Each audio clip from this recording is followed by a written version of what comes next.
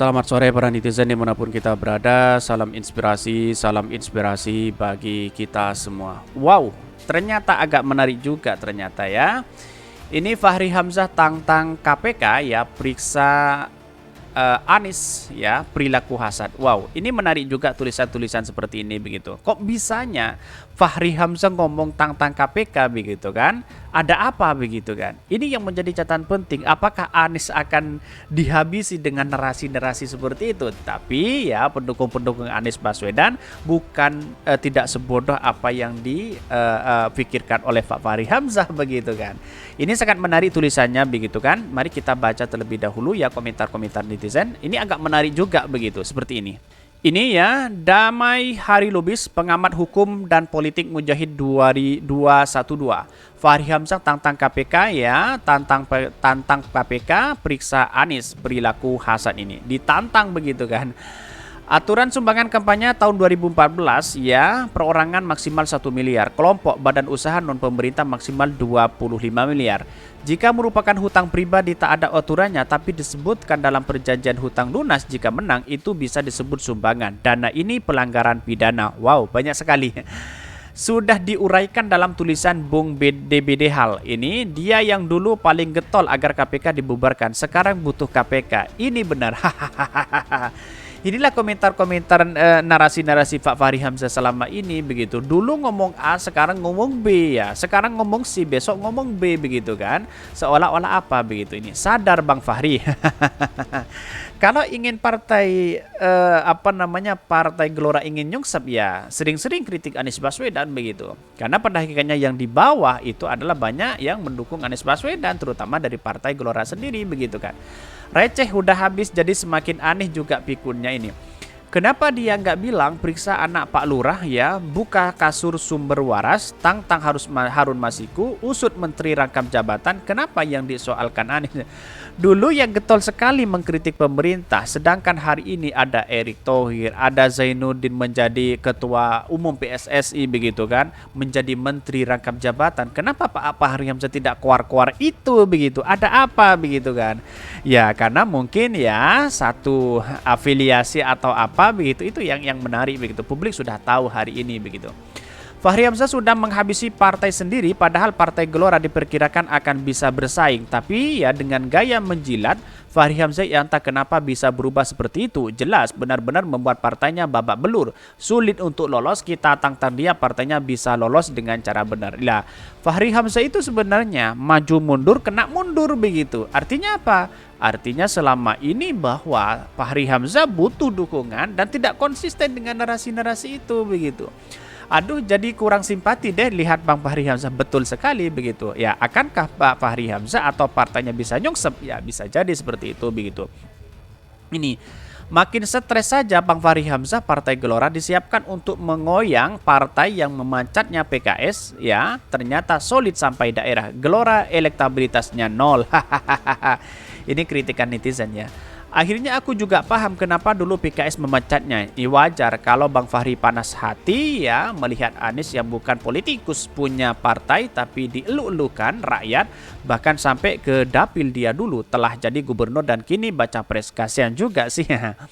Tiba-tiba kok berubah, yang dulunya vokal mengkritik penguasa, sekarang pada bakal calon pemimpin bangsa ini. Kemana idealismenya? Ya sudah runtuh begitu kan. Kepentingan-kepentingan itu kan sudah ada. Kepentingan-kepentingan itu ya pasti ya ada di setiap orang begitu. Tapi kan sangat disayangkan sekali hal-hal seperti ini dilakukan oleh Pak Fahri Hamzah begitu kan. Agak menarik juga begitu kan. Ya bisa jadi yang saya katakan tadi, Partai Gelora bisa nyongsep begitu. Kira-kira seperti itu. Tapi mari kita baca terlebih dahulu ya beritanya seperti ini. Ini beritanya ya, Fahri Hamzah tantang KPK periksa Anies perilaku hasad. Wow, dikutip dari Fusilat News ya. Ini sangat baik narasi-narasinya begitu. Damai Hari Lubis, pengamat hukum dan politik Mujahid 212. Bahwa persepsi ya Fahri Hamzah melalui statementnya telah menendang bola panas. Umpan lampung dari pernyataan Sandi bahwa Anies pernah berhutang kepadanya sebesar 50 miliar. Kemudian serta-merta Fahri Hamzah menantang Komisi Pemberantasan Korupsi, Tindak Pidana Korupsi atau KPK agar berani memproses hukum Anies ya, seakan-akan Anies telah melakukan tindak pidana korupsi pada saat berlangsung pemilu Pilkada atau Pilgub DKI pada 2017.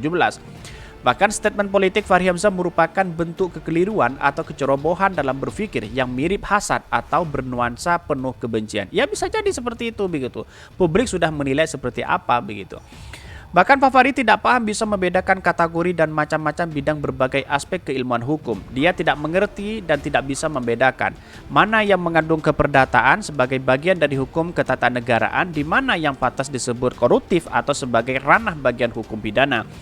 Bahwa aturan norma bukan terhadap seorang peserta pemilu, calon peserta pilkada atau gubernur dan wakil gubernur atau kota atau bupati atau wakil bupati tidak ditemukan. Larangan adanya perjanjian hutang piutang dengan kategori utang dengan kriteria perjanjian bersyarat. Peraturan sistem perundang-undangan keperdataan yang diatur oleh sistem hukum positif dalam KUHP ya, bergelijik white box atau yang masih berlaku hingga kini. Jika dihubungkan dengan diri Anies saat ini, peristiwa hukum Pilkada DKI 2017 sebagai pihak peserta atau bakal calon dari jabatan politis yang dimaksud akan adanya perjanjian dengan seorang pihak kedua sesuai topik yang tempat menjadi umpan lambung politik dari Sandi, namun ternyata berakhir ngawur begitu. Artinya apa? Perjanjian bersyarat atau biasa juga disebut sebagai perjanjian mengantung merupakan bagian dari hukum keperdataan atau private range, yakni sebuah perjanjian antara dua pihak atau lebih yang digantungkan pada peristiwa yang akan datang dan peristiwa tersebut belum tentu akan terjadi. Kontrak bersyarat ini dapat bagi dua, yaitu kontrak dengan syarat tangguh dan kontrak dengan syarat yang batal. Ini KUHP Perdata atau BP pasal 1253 sampai 1267.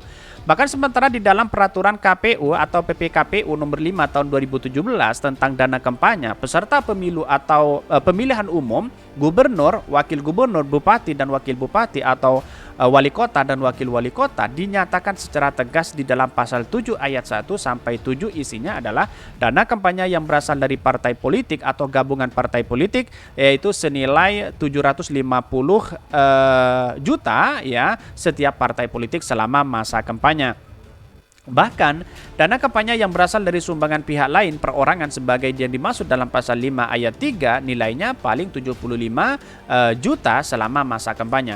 Yang ketiga, kampanye yang berasal dari sumbangan pihak lain, kelompok atau bahkan umum swasta sebagai apa yang dimaksud 5 ayat 3 ya, nilainya paling banyak 750 juta ya, 750 juta selama masa kampanye.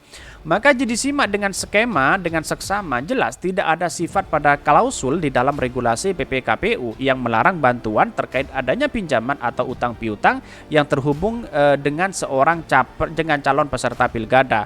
Bahkan sehingga perspektif hukum terhadap konsekuensi logis sebuah dugaan adanya kekeliruan ya atau kesalahan ya seseorang yang mengandung unsur pidana atau yang bukan termasuk bagian dari unsur keperdataan. Maka terhadap unsur yang memiliki konsekuensi hukum pidana tidak boleh lahir analogi atau perumpamaan terhadap unsur deliknya. Bahkan karena ranah KPK melalui merupakan unsur tindak pidana bukan unsur keperdataan.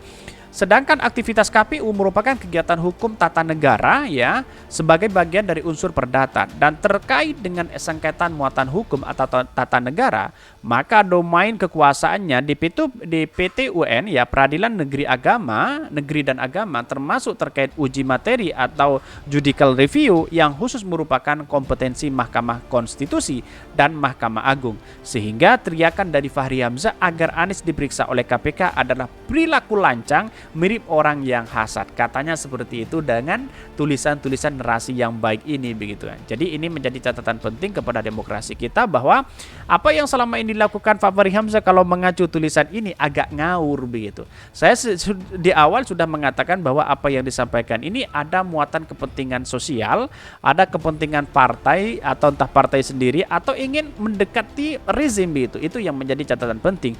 Untung saja ya Pak Jokowi tidak mengatakan calon presiden adalah Fahri Hamzah. Untung saja tidak mengatakan seperti itu. Kalau mengatakan seperti itu, otomatis Pak Fahri Hamzah semakin jadi begitu. Ya nggak tahu jadi apa. Kira-kira seperti itu. Mungkin itu yang kami sampaikan. Tonton terus channel dari podcast Rakyat ini karena ada berita-berita menarik dan viral setiap harinya. Salam para netizen, salam inspirasi bagi kita semua. Jangan lupa di subscribe channel YouTube Khodari Podcast Rakyat ini.